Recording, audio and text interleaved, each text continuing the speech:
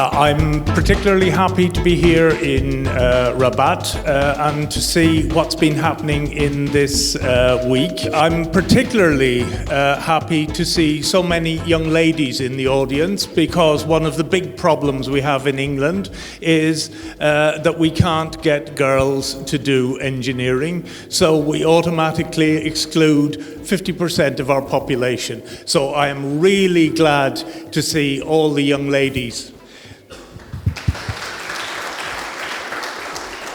especially the winners of the prizes in the previous session. Right, without further ado. This is what we call the Cambridge cluster, which is located in Cambridge, based on the University of Cambridge. Cambridge has got two universities. One is a research university, and the other one is for teaching people. The University of Cambridge is divided up into colleges, which are often 1,000 years old, and they are very, very rich. But they have to do something with their money to maintain its value. So they've built a series of innovation centres, research institutes, a science park and a business school around the university. And that has attracted a network of angel funders, which I'll come to in a minute. They're people who fund small startup businesses, venture capitalists who fund large, more advanced businesses, a networking organization which is really important, so everybody gets to know everybody else and any good ideas are heard about very quickly, and then specialized banks, lawyers and accountants, because if you're innovative and you are trying to deal with just ordinary banks, lawyers and accountants, they are a kiss of death if they don't know what you're talking about. It all started with 4 people. There was Clive Sinclair, who still is very, very intelligent. He's chairman of the Association for Intelligent People in the UK called Mensa.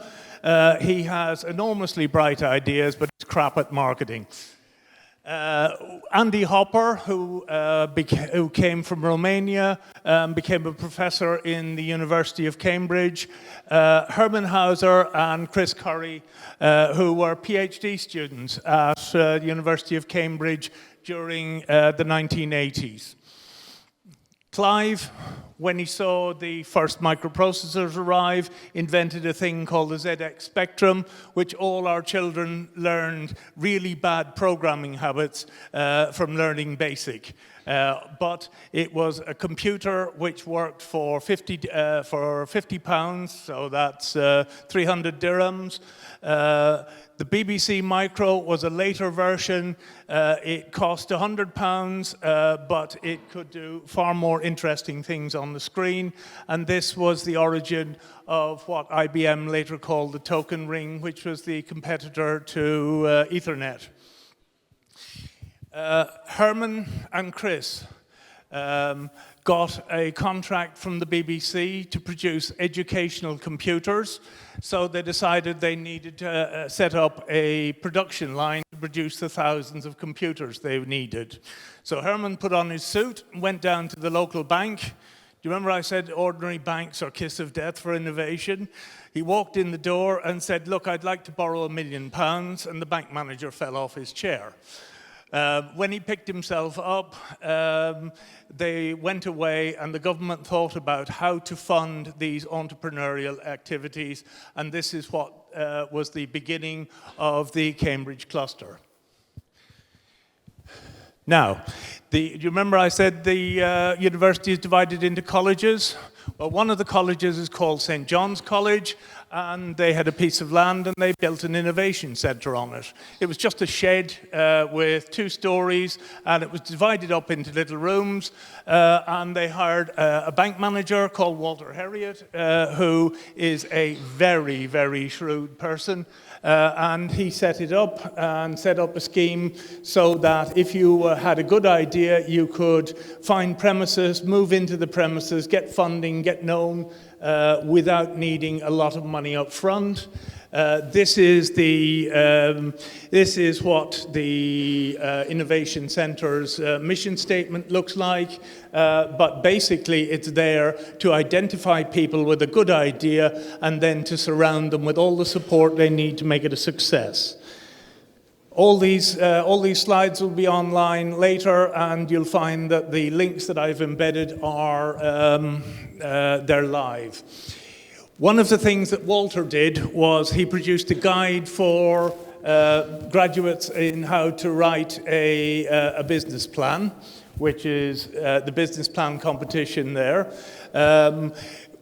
Venture capitalists who are looking at investing in a small company, one of them, he takes business plans to bed with him in the evening. If he falls asleep before he's read the business plan all the way through, it's not worth investing in. That's the kind of mechanism that's used by people for selecting people. There's also a funnel that you go through where you have a great idea.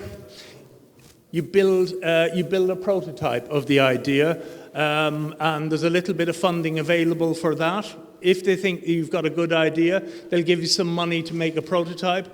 If your prototype looks good and you can put a patent on it, then you can start talking to venture capitalists and angel funders and people like that. And then there's a stage you go into the growth phase. Now, I mentioned angel funders earlier on. They're also known as fools, friends, and family. They will lend you 25 or 50,000 pounds for shares in your small company in the hope that it will get as big as Apple.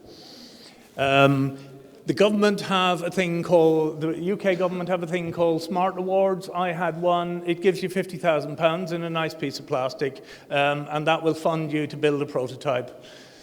The venture capital funnel looks like this. At the front end, they take a chance on a large number of companies. They weed those down into 50% who they will put initial round of funding in.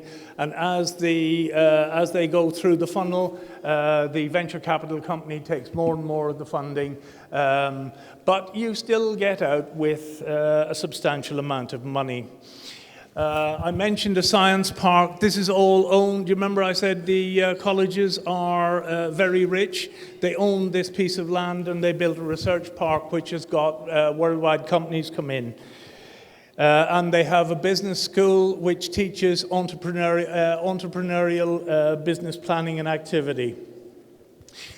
Now, I asked earlier on if there's anybody who arrived late or is sitting in a corner talking, how many people here would like to be millionaires before in 10 years' time? Hands up. Okay, there's one over there who wants to be a double millionaire. Fine, serial entrepreneur. Good. Well, this is Lily. Lily was 21 when she made her first million. There was a business plan competition at the university. Lily and two of her friends came up with an idea for cordless charging of mobile phones. They produced a patent on it, and then they were introduced to Pilgrim Beard, who was an experienced manager who brought with him the skills of negotiating with large companies. So they went to trade shows and they had all the mobile manufacturers in the world in a big line round the tent signing up contracts with them. Sadly, they never made as much money as they thought they deserved to make. This is from Pilgrim Beard's website. They ran into far more technical problems than the small team they had could cope with, and eventually the investors gave up in 2008 and they sold the company for £4.5 million. So Lily went away with $1 million in her jeans, and so did the others who started it. However, not only are there venture capitalists, there are also people called vulture capitalists. And vulture capitalists come along and they buy the good parts of the assets of companies which have run out of momentum, and they can often revive it. So that was what actually happened with Splash Power. Hello? This is what happened to Lily's prototype. It is sold all around the world. It's known as a QI charging pad. You can plug it into the wall or you can plug it into the USB slot on your PC. You put your mobile phone on top of it, you leave it for an hour and it comes back charged. They will be selling hundreds of thousands of millions of those around the world, all based on Lily's patent. In 15 years, that's what happened to a good idea at a business plan competition. So you can see the amount of money that can be made. Now, the problem with Cambridge is that they have run out of affordable land. So people are now taking the Cambridge recipe and replicating it.